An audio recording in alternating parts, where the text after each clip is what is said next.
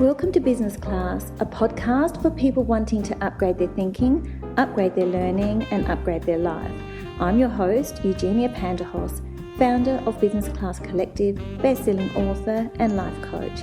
If you're an entrepreneur, a startup, or someone who dreams of reaching their full potential, then you're in the right place. You'll feel empowered and inspired to design the life you've always wanted. Let's do this.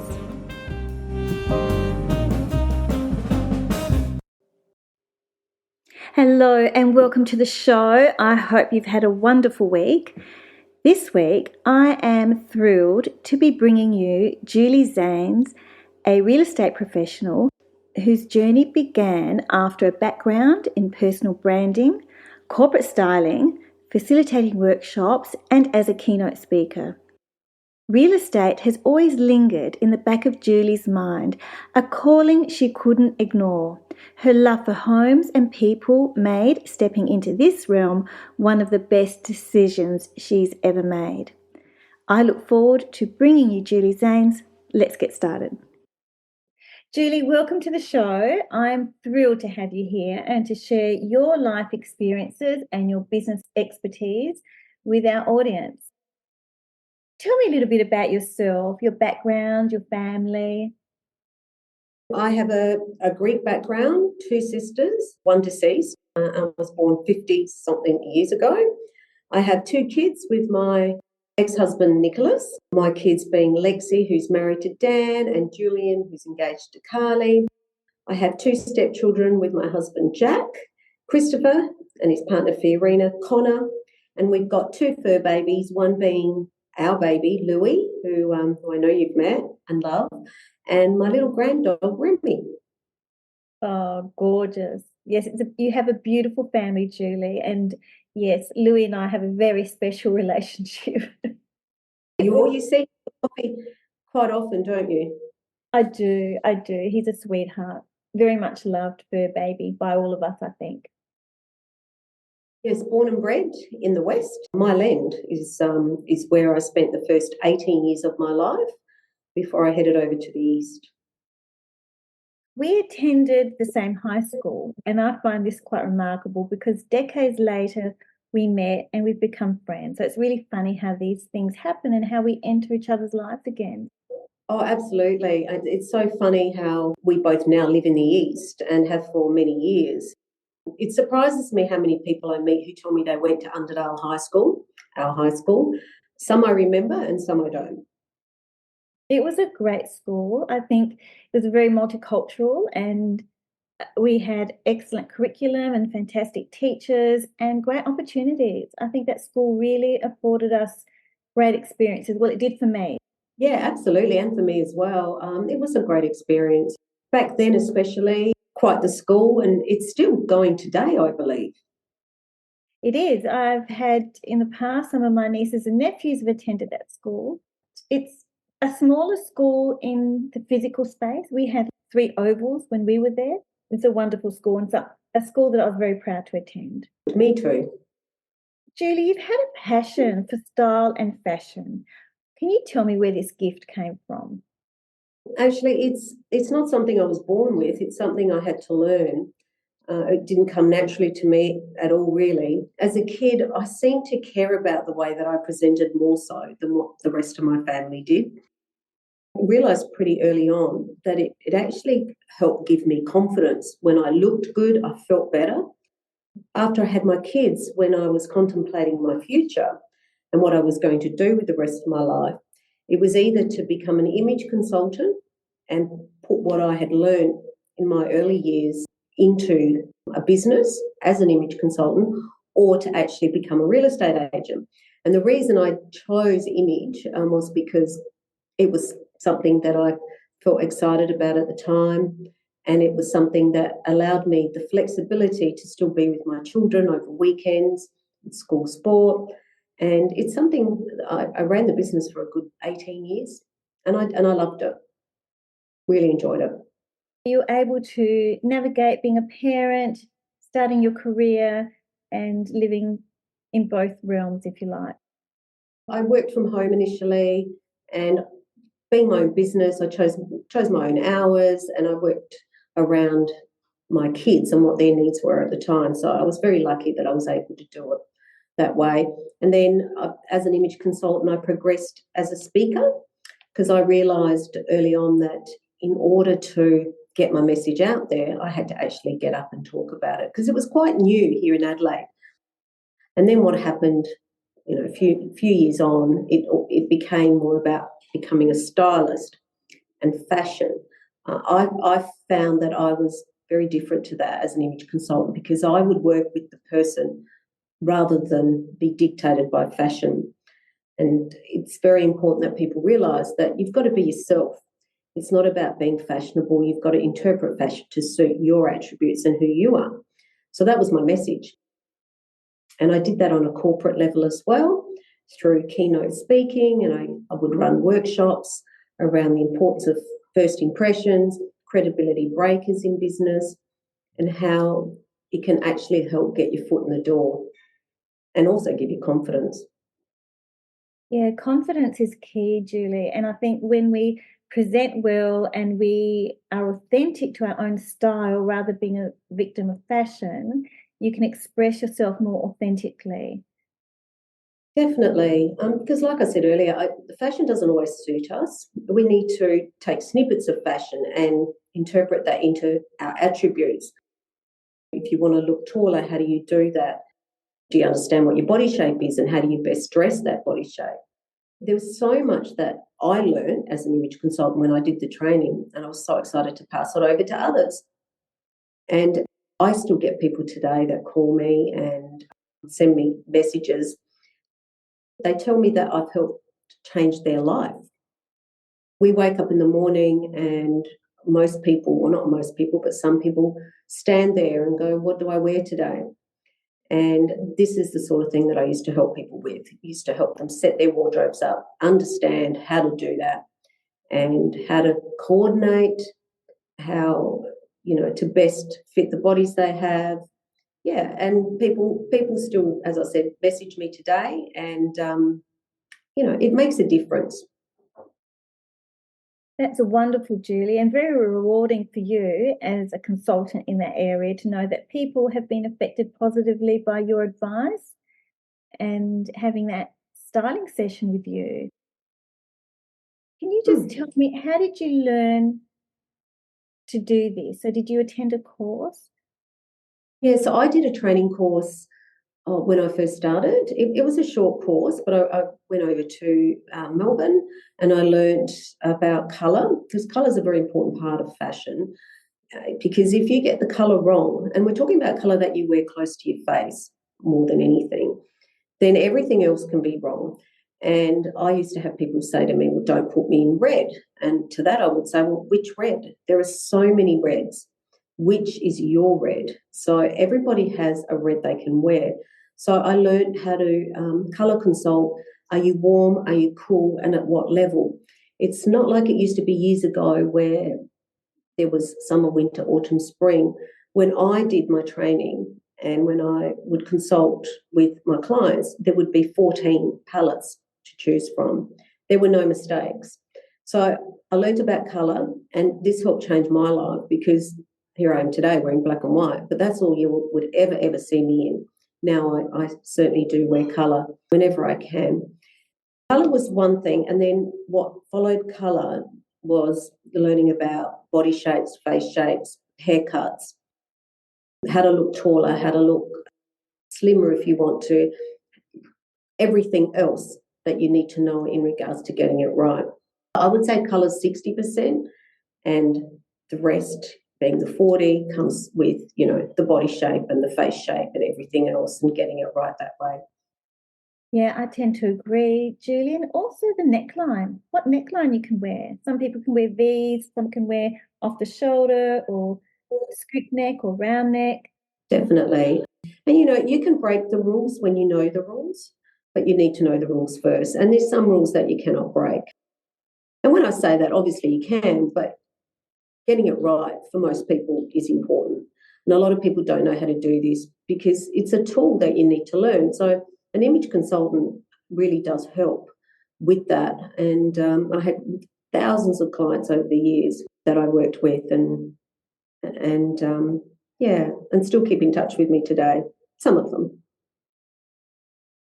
Julie, you talked about confidence, and styling gives you confidence and it allows you to own where you are in your life. I know for myself, just speaking for myself, I was quite shy, and people find this a little bit hard to realize in the people that know me today. But without having the confidence to back yourself, you just have an idea that never really comes to fruition. So it's about having the confidence and being able to back yourself and present to the world the person that you are and what your message is.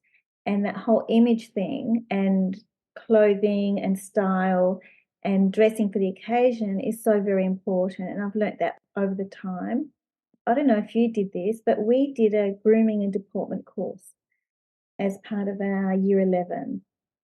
And so we went to the School of Hairdressing and we learnt how to style ourselves, do makeup, skincare routines, hair routines, and I found that quite fascinating. We had to walk with books on our head for our deportment and bring our shoulders back and all of that, which was a really wonderful experience as a young teenager because it opened up this whole world to understanding the presentation, and confidence goes hand in hand.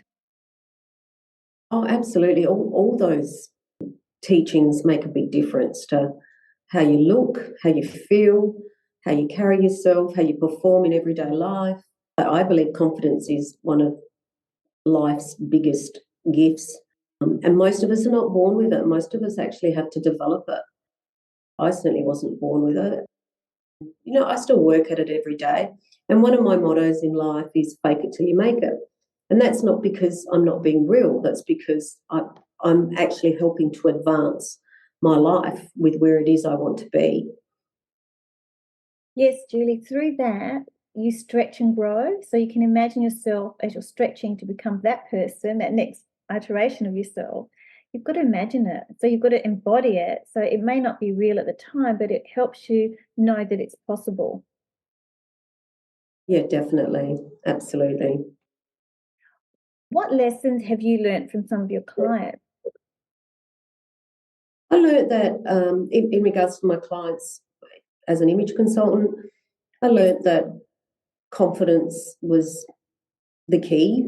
I learned that early on as a young person anyway.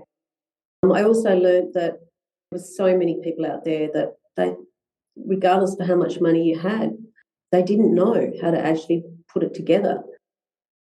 It was something that needed to be taught. So I learned that there was a lot of people out there who were frustrated with getting it wrong and spending money and wasting money. My job was to help teach them and give them some tools to help them with that. I mean, I learned so much from different people. I learned we're being interviewed every day, every single day, the minute we leave our homes. We're being interviewed by others, and first impressions is very, very important. I know first impressions is very important, certainly as a real estate agent, which is what I'm doing today. And so what I wanted to do years and years ago, but chose to do image, it was either image or real estate. It's funny how that's now my chosen career. At the age of 50, it was time. I love that. Redesigning your life at the age of 50. I know that I've redesigned my life at different stages, at different ages. And there's something very rewarding in that. But also, I think what's at the core of it is that there's a calling there from a long time ago, and you're growing into the person that needs to bring that expression forward. I look at you and I think, so you're an image consultant and you have this love for real estate. But to me, that's a match made in heaven for someone like you. Like you've got the communication, you've got the presentation, you've got the know-how, you've got the skills and the expertise. So you're living that combined dream, bringing it into real estate. I think it's fantastic, Julie. Thank you. And what I've learned is that it's never too late to make a change and do what you love, and you don't feel like you're working, which is how it is for me right now in real estate. I do work hard. I probably work 60 hours a week. Saturdays and Sundays don't matter to me because it doesn't feel like work. I don't feel I'm neglecting my children like I probably would have as a young mother. Now my kids are all grown up and doing their own thing. And it's funny, because I was 50, almost 51, when I was sitting on the beach at Aldinga and contemplating life. What am I going to do with the next 20, 30 years? Because I'm not somebody that wishes to retire at a young age. I've got too much to give, I believe. I'm sitting on the beach and I just went, I am going to do real estate. But when I'd actually mentioned it to my husband Jack and my girlfriend Janice over the years, they would say, don't be ridiculous, you'll hate it, you'll be working on weekends. And they kind of talked me out of it because, I don't know, I suppose I listened to what they'd said. But on this particular day on the beach, it was a really strong message from the universe, I suppose. So I didn't say anything to Janice. I didn't say anything to Jack. I went back home because we were actually there at the time having a holiday. I went back home. I pulled down my website. I was styling as the stylist for Burnside. I quit with them, called them and said, look, I'm going down a new path. Thanks very much. So I said goodbye to them. I enrolled in the real estate training college to become an agent. And I even went and got a job with somebody that I was referred to, walked in, met with him, gave me a job instantly. And then I went back and told Jack. And then I went back and told Janice and said, guess what I'm doing? And Jack just looked at me, as did Janice, and said, wow, you really are serious. And I said, I really am serious. And there I was. At 51, I joined real estate. By the time I'd finished the course, I was good and ready. Your calling was there. You just needed the right timing and the right reason to back yourself. That's it. Without anybody getting into my little head, I just knew that it was something that I wanted to do and that it was time. I'll share a story with you. When I left high school, I missed my chance to study interior design. That was my passion. I wanted to delay a year and work and then go back a little bit older. I had left school at 15. In year 11, I was quite young. Fast forward a few years and I thought to myself, okay, I was married now and I thought this dream has been bubbling along all this time. I projected into the future, and to actually see myself as a 50-year-old was quite remarkable when you're in your early 20s. But I thought to myself, well, if I don't do it now, I can graduate when I'm 50. So fast forward all those decades, and at 50, I actually graduated in a Master's of Business. So I ended up graduating from university in design, if you like, but business design, not interior design. And I've spent my entire life living interior design. But it's just fascinating. When you put your mind to something and the opportunity appears, it's time to say yes, because you know that's your soul's calling. It's your journey. It's part of your life unfolding. Absolutely. There you go. I mean, you did the same thing. And it just feels right. It feels right. It feels good. It feels that you're on your path, whatever that calling is in life, and that you're exactly where you're meant to be, and that every other experience that you had before that brought you to this place. Key lessons along the way in the transition from becoming a stylist and real estate. What had to happen besides backing yourself, making that decision? Then what part of you had to grow into this new role? Look, initially when I joined real estate, I had thousands of clients. I knew I'm Greek, as in my background. I'm married to probably the biggest Greek in Adelaide. And I thought that the transition would be really, really easy. But what I realised was you've got to actually build credibility as a real estate agent. You can't just walk in and expect it all to come to you. And it was a lot slower in getting started than I thought it would be. I thought initially it would be a walk in the park, but it really wasn't. I had to be persistent. I had to be patient, learn so much because I wasn't that tech savvy. It was slow, but I knew in my heart that if I was going to give it time, I had to give it at least 3 years before that shift. And that's exactly what happened after 3 years. And then the fourth year was an even bigger shift. And now I'm actually 6 years and I feel like I'm happy with where I'm at. I'm not having to chase business like I used to, I suppose. It's now coming to me because I've built that credibility, and people are happy to put that trust in me with what's probably their biggest asset, their home. Most people are, having transactions with their biggest asset. Credibility is key. So you can't, I suppose, assume that because you now have your license that all your friends are going to come on board. That is another lesson, actually, Jeannie, that I did learn. Well, you learn who your friends are pretty quickly, but then you've also got to learn not to take it personally. It is their biggest asset, and it's not about you.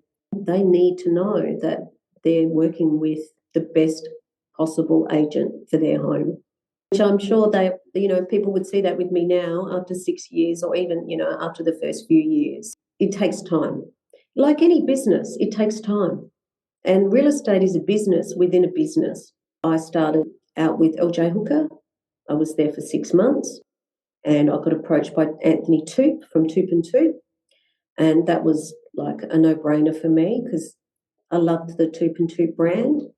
And I moved over. I was with Toop and Toop for 5 years, and I had no intention of leaving, but got approached by Owens Casserly Real Estate. They were offering me to head Norwood and to help with the East, which is a dream for me. Their support has been amazing, and I love their ethos. The work ethic it's about helping people realise their dreams through property. What do you mean by a business within a business? I'm an agent and I work under an agency. So the agency is Owens Casserly, and as an agent, it's flexible. I choose my own hours. I work the way I wish to. Obviously, there's protocol as an agent with Owens Casserly. There's rules that do need to be followed, but you're left to your own devices. But in saying that, you're also supported. I don't clock on, I don't clock off. I work from home quite often. I come into this beautiful office building that I'm in right now. I do what I like, but I have to perform, and they have to be able to see that. And the performance is in putting in the effort and working hard, which I do. Yeah. So you've got agency on how you plan your day, but it's result driven. That's right. How are you coping with the weekend opens? Well, it doesn't feel like a weekend to me. I love it. It's like socializing, networking. I meet people all the time. I see people that I know. It's fun. I love the challenge of selling one's home. It just doesn't feel like work. It's just because I love what I do. So it's not a problem for me, Jeannie, working on weekends. I wouldn't want to work all day on a Sunday. And I do realise that I have a husband at home. It's important to have that balance, which he would probably say I don't have, but it's getting better. I'm sure you've had some major wins and remarkable results. Can you share some of the highlights? Getting a job as quickly as I did was a highlight. It was like, wow. I walked in and I got the job instantly with LJ Hooker, Nick Plabidas. Having Anthony Toop approach me was also a highlight. Before I left Toop and Toop, I won Sales Achievement of the Year award, which was huge for me. It was the big annual celebration where awards were handed out. I won a couple of awards, and that was massive for me.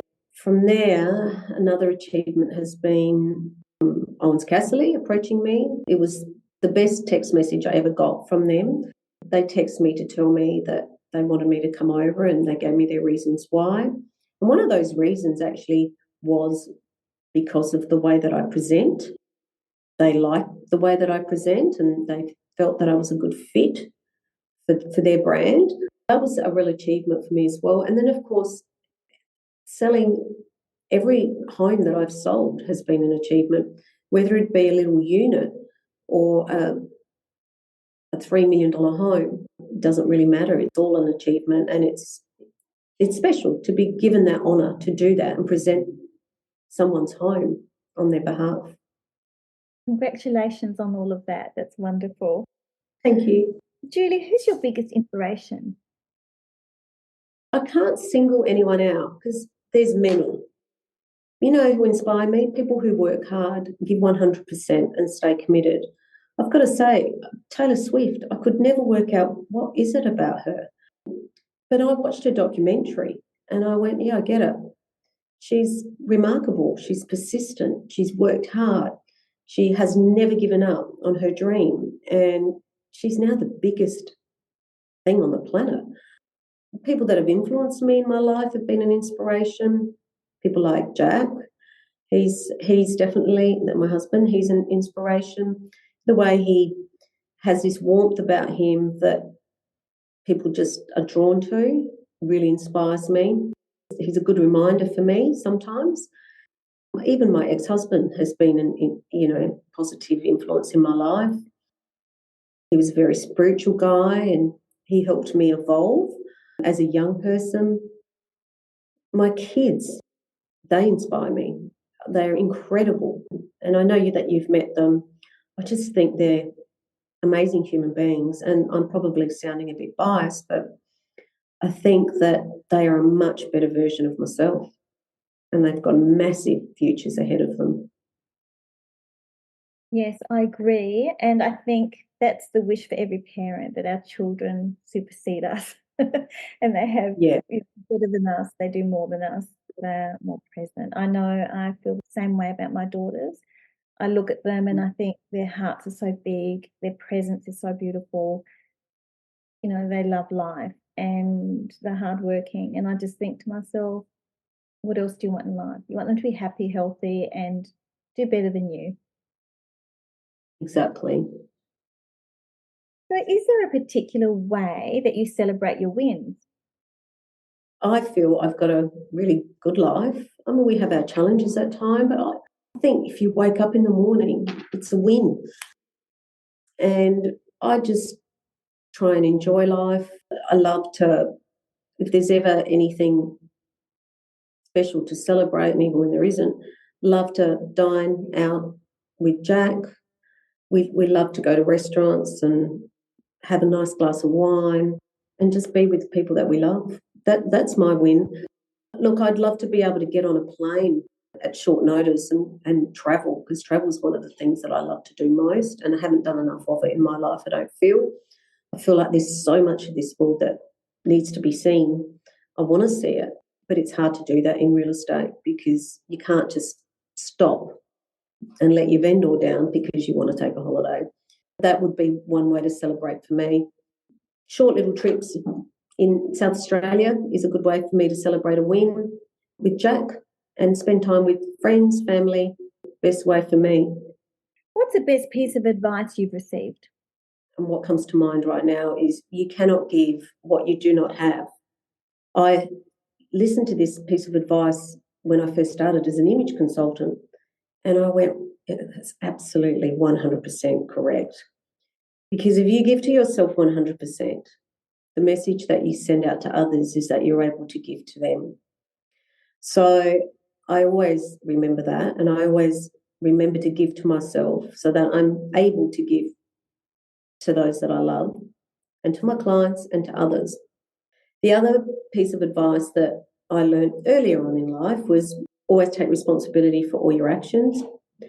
Do not ever point the finger, because if you try point a finger, and if you do this yourself as we speak, point the finger, you've got 3 or 4 pointing back at you. So I learned that pretty early on in life as well. Always take responsibility for all your actions. Absolutely wonderful advice. We're going to go through some questions. One word answers. Are you ready? What makes you smile? Jack. What's your favourite cuisine? Greek. If you could travel anywhere in the world, where would it be? Greece. What's your favourite city and why? London. Sometimes wish I was English. I love the way they speak. I don't like their weather, but London. Do you prefer to text or call? Call. Do you play a musical instrument? Do you sing or dance or hum? I sing very badly. What's your happy place? Silver Sands. What's your favourite coffee? A latte. Is there a movie you'd recommend? Pretty Woman. Favourite song? Flame Trees. What's your biggest strength? I have tenacity. What's the best holiday you've had? Europe and America. If you could catch up with anyone, who would it be? My kids. Do you enjoy sweet or savoury? Wheat. Julie, thank you for coming on to the Business Class podcast, for your time and sharing your stories. I really appreciate it. You've been listening to Business Class, presented by Eugenia Panterhos, founder of Business Class Collective.